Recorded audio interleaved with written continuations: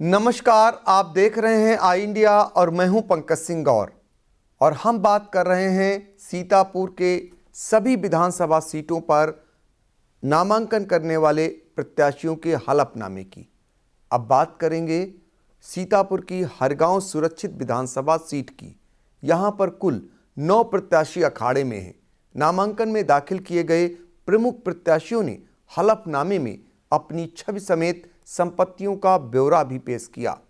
किस राजनीतिक दल के किस उम्मीदवार की कैसी है छवि और उनकी क्या है शैक्षिक योग्यता, उनके पास कितनी है संपत्तियां और वो किन चीजों के हैं शौकीन, देखें आई इंडिया की यह खास रिपोर्ट। हरगांव सुरक्षित विधानसभा सीट पर भाजपा ने मौजूदा विधायक सुरेश राही पर फिर से भरोसा जताया। वो दूसरी दफा चुनावी अखाड़े में कूदे हैं।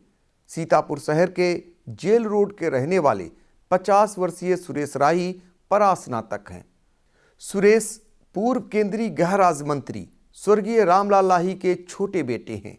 इनके पिता रामलाल लाही भी इस सीट से पहले एमएलए और मिश्रिख संसदीय क्षेत्र से एमपी निर्वाचित रहे हैं।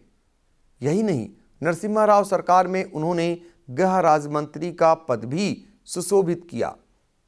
इनके अलावा सुरेश के बड़े भाई रमेश राही भी इस सीट से वर्ष 1996 में सपा से एमएलए चुने गए थे। वर्ष 2017 में हुए चुनाव में बीजेपी के सुरेश राही ने बसपा के दिग्गज नेता पूर्व मंत्री रामहेत भारती को पराजित कर पहली दफा विधायक बने थे। इस बार फिर पार्टी ने उन पर विश्वास जताते हुए चुनावी समर में उतारा है। सुरेश पर 2021 में दायर एक वाद ग्राम न्यायालय लहरपुर में विचाराधीन है। इनके पास 4 लग्जरी वाहन, 1 पिस्टल व बंदूक है। चल संपत्ति 65,76,766 रुपए की है। अचल संपत्ति की बात करें तो 1,14,50,000 की है। 4 लाख का कर्ज भी है। इनकी पत्नी निशा के पास 36,42,533 रुपए की चल और 1,16,00,000 की अचल संपत्ति है। पत्नी के पास 1 स्कूटी और 1 लग्जरी वाहन है। बेटे मेहुल के पास 3,87,000 तथा बेटी समृद्धि के पास 3,30,000 रुपए हैं। हरगांव सुरक्षित सीट पर ही पूर्व मंत्री रामहेत भारती अब की दफा हाथी के बजाय साइकिल के जरिए विधानसभा पहुंचने की फिराक में हैं। इसके पहले भारती लगातार 3 दफा चुनावी मैदान मारकर इस सीट पर अपनी हैट्रिक लगा चुके हैं। सीतापुर शहर के दुर्गापुरवा के रहने वाले 66 वर्षीय रामहेत भारती एमए एलएलबी हैं। पहले भारती ने समूचे जिले में बसपा संगठन में काम कर मजबूती प्रदान की। इसके बाद उन्होंने इस सीट पर वर्ष 2002 में बसपा से पहला चुनाव लड़ा और जीते भी।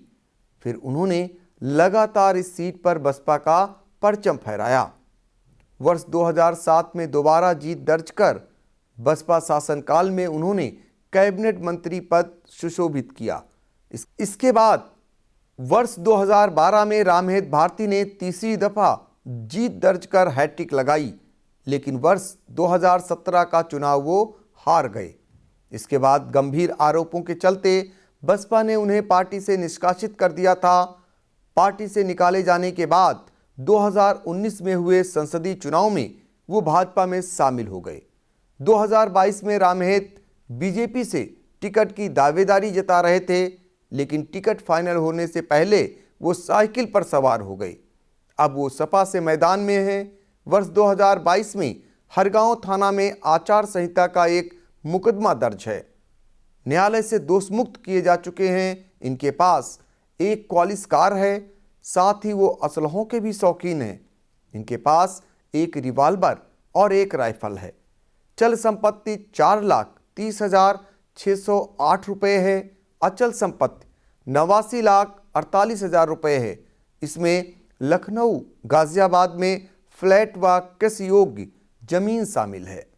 हरगांव सुरक्षित विधानसभा सीट पर बहुजन समाज पार्टी ने नए चेहरे रानू चौधरी पर दांव लगाया है। वो पहली दफा चुनावी रण में उतरे हैं।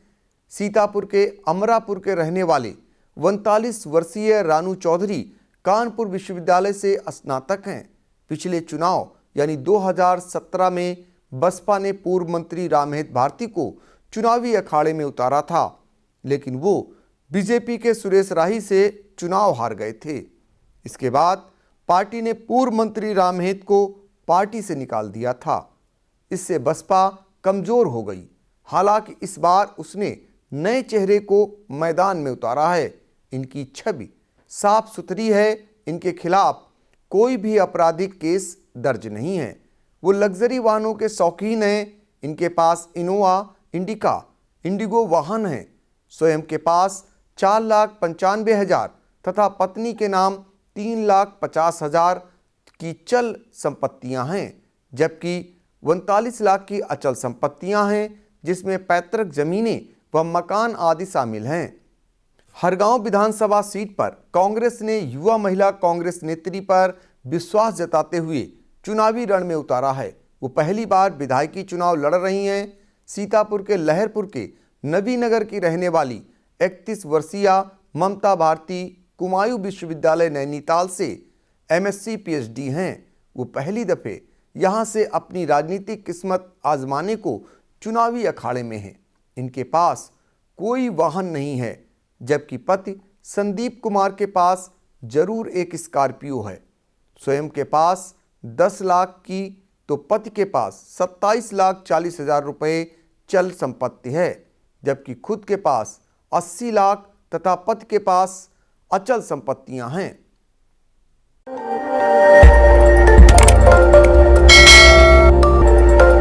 खबर आपकी, नजर हमारी।